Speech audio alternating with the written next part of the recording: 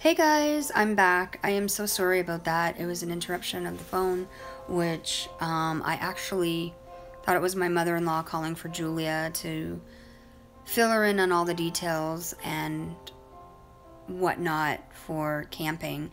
They're supposed to be going camping in August, I think around the 10th or so. But anyways, I apologize. It was someone for Brian, which he's not here right now. As you know, he's at work. But getting back to what I was saying.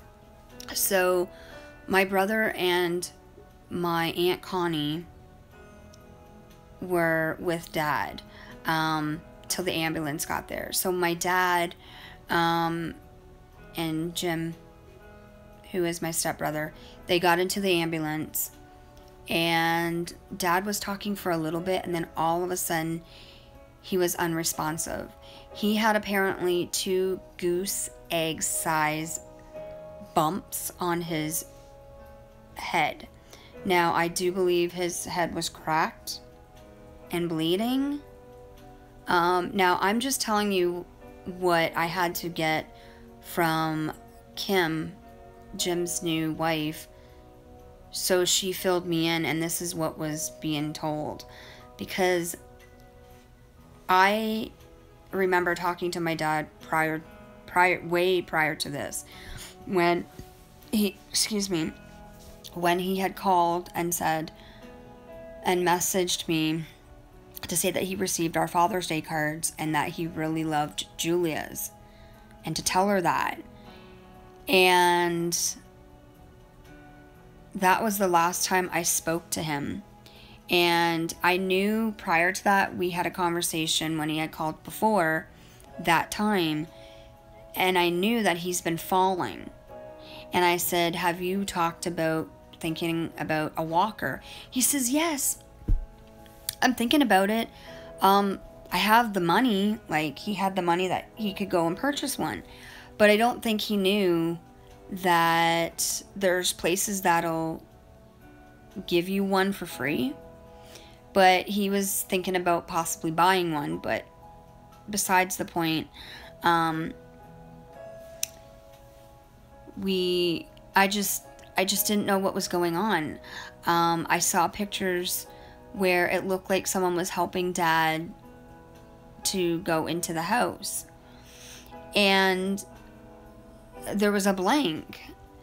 Now, I did find out Dad is very stubborn.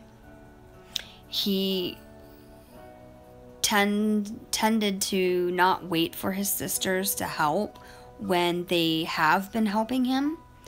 He wanted to do things on his own and still feel like he was independent and not feel like he was a burden on them. So anyways, basically what happened next was they got him to the hospital. They did a CT scan, or scan of the brain, and everything was inoperable. They put him on life support to make him comfortable. And then on July 3rd at 11:30, I guess the family decided it was best to just let Dad go. He was only 69. And I know a lot of you are going to say he was young. He was 69. We didn't even get to see his big 70th birthday, which I was really hoping to see. I'll just tell you a little rundown about my dad. My dad was a hard worker. He worked and lived in Sarnia for many years. He also lived in Brampton, then moved back to Sarnia.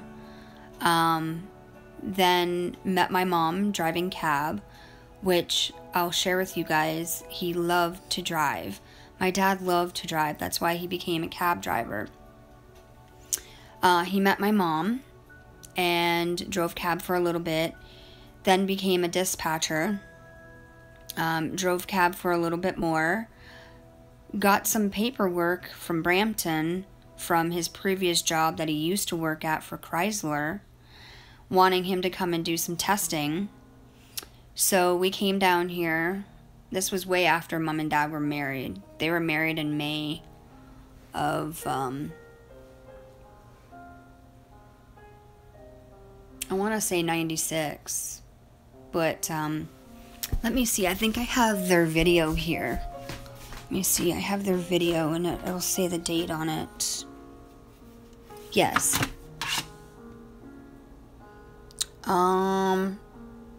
No, it doesn't have the date.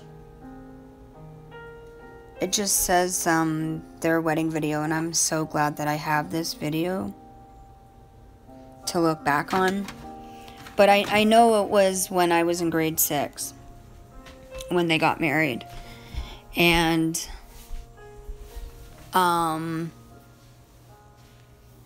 this particular time when my dad was asked to come back to Brampton to do the testing and whatnot, and we came, me, my mom, and my sister stayed at Bramley City Center while Dad went and did the testing. And I think I was in grade 8 at the time.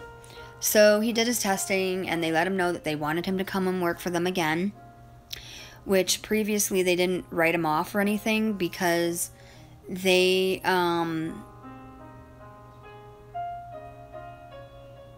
were under the assumption he was still working for them, I guess, or something like this. He ended up having back problems. That's why he left, and he was trying to get compensation for many, many years for his back situation. I remember going with him many times to the office trying to apply for compensation and trying to get this money that would alleviate some stress on him financially to help us and my mom and him, but he was never approved. But getting back to the story, he did get offered a job at Chrysler, so everything got situated. He ended up coming and moving out here, renting an apartment for a bit. Then he eventually found a place for us to live, which he found this townhome, which was for rent. I finished up grade 8 and graduated. Pam was in grade 5, finishing up. And then the summer of 93, we had a big moving company pack us all up, even the cats, or the cat. I don't know why I'm saying cats. I guess I'm used to having 2 cats, but we only have 1. But we had 1 cat. We packed up everything, loaded up the car. The big moving company came and moved us to Brampton, and we finally started our life in Brampton, which surprisingly I'm still here today.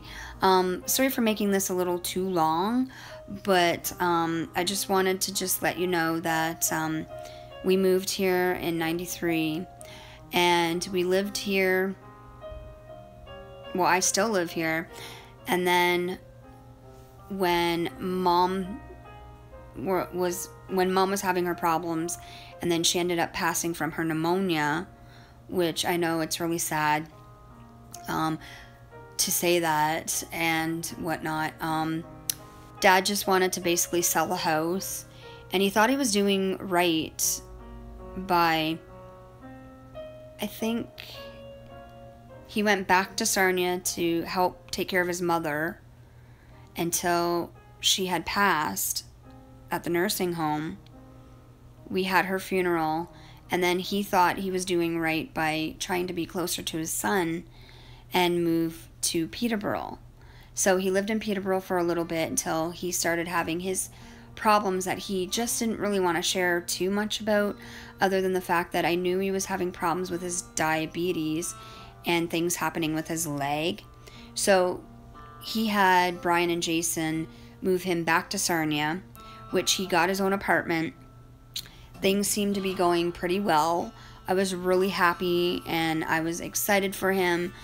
And then things were going on, and he found out he was diagnosed with stage 4 cancer, prostate cancer.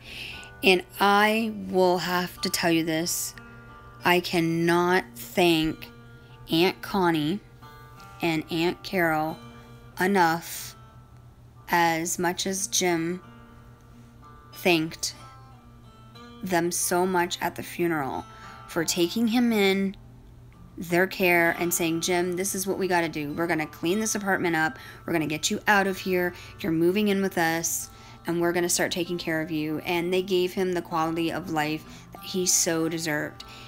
He just was alone in the apartment, you know. He didn't have my mom. He didn't have us and his son there all the time. Like, we would come when we could come and visit, you know, near Christmas or like Easter or holidays, or just on weekend trips that we could. But just to let you know, he lived he lived a really good quality of life. And yeah, you know, it's hard to know that he's gone, but in some weird way, ever since Dad passed, I don't know why.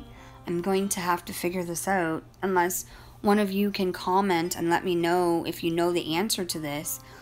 But ever since my stepdad has passed, I've kept finding 10 cents here and there. And the one thing that Dad loved to do, and that was play the lottery, whether it was lottery tickets or scratch tickets, he loved to play the lottery. Now, he's won in his fair share of time. He's won like maybe 150, maybe 20 here and there, a free ticket, nothing. But we're starting to find the 10 cents here and there, and then we're also winning a little bit here and there on the lottery. Not a whole lot, but we are, and we're wondering if that is a symbol from him. But I'm just going to leave it at this, that he was a really good man. I am not sorry at all for him coming into our lives, which I am very thankful and proud that he came into my mother's life and took on the role of being our dad, me and Pam, and letting us get to know his son. Even though we may not have the greatest relationship, we don't see eye to eye all the time, or maybe never. I do have contact with him if I need to, and I've told him I'm there for him if he needs me to be there. That's all I can do, is offer my gratitude, my love, my support. And now with the situation of them going through with their first child, you know, he does have 2 other kids prior to another marriage, which didn't seem to work out. But I still have contact with her. Sorry. I was getting a tickle in the throat. So I have access to see the boys, and I wanted them to know who I am, that myself and my family were not the type of people that their dad seems to be putting us out to be, that we're really good, kind-hearted, loving people, and we're not out to do any harm. So thank you so much for those of you who tune in later, because I see nobody's watching right now because it is 10:59 in the morning, and I know a lot of you are probably not on right now because you're either working, sleeping, or doing other things and whatnot. But thanks for tuning in. I just thought I wanted to close this chapter and let you all know what's happened to my dad, and that it was an accident. It was not on purpose. I feel so terrible, but I do feel better knowing the truth and having Kim fill in those spots that I just needed to have filled in. And I did know that there was a wheelchair walker, I believe, on order, that he was going to get that. And with him falling, Connie and Carol were helping him. But there was just moments where he was just stubborn and wanted to be independent on his own. He didn't want to feel like he was a burden or being a baby and needed that help. But he did accept it when he did get it, and he took it. But there were times where, like I said, he just did things on his own. So I'll leave it at that. Please keep us in your thoughts and your prayers. And hopefully we can have some peace. And I'll talk to you again real soon. Take care. Sorry for that. I just dropped the phone. Bye for now.